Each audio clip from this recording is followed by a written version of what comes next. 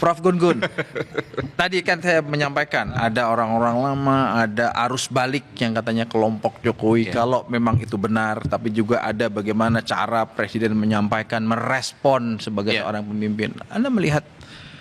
Ya, dalam komunikasi itu ada namanya CPM. CPM. Itu saya kutip dari Sandra Petronio ya. Communication of Privacy Management. Jadi manajemen privasi komunikasi. Seorang presiden ataupun menteri di bawahnya itu memang yang harus diperkuat itu CPM. Kapan misalnya satu pernyataan itu bisa punya daya ledak? Yaitu pada saat pertama menyangkut hal-hal yang tidak mengenakan dari sisi pilihan diksi, dari sisi intensi, dari sisi momentum. Mungkin bahasanya bagus tapi momentumnya keliru. Kayak kemarin misalnya Menteri PPA. Itu bisa jadi niatnya baik.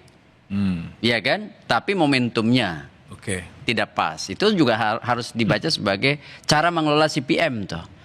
Terus contoh misalnya mungkin juga niat. Kalau gimana dengan case-case-nya pidato presiden yang termasuk misalnya soal kata menertibkan, meskipun tadi ada semacam narasi pra dan pascanya, artinya ada kalimat, tetapi kemudian kan itu harus yakin akan dibaca dalam konteks satu pilihan diksi yang mungkin bisa punya potensi merusak dari keseluruhan narasi yang dibangun di situ. Karena apa? Orang sudah mungkin punya memori kolektif di masa lalu soal bagaimana ditertibkan itu.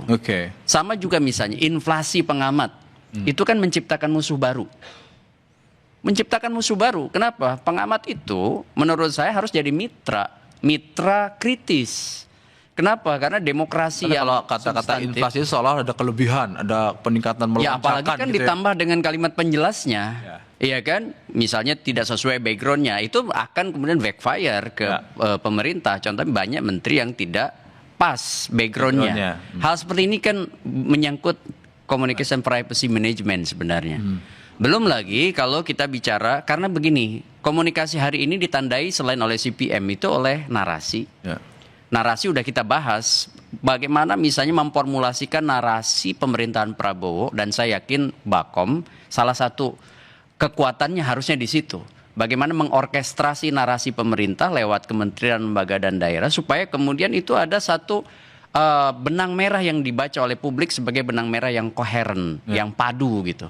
Nah yang ketiga dari hal yang paling penting dalam komunikasi itu adalah symbolic convergence. Jadi penyatuan kesadaran bersama lewat satu simbol-simbol tertentu yang kemudian diberikan oleh pemerintah. Menjadi sinyal, menjadi stimulan, menjadi rangsangan yang positif.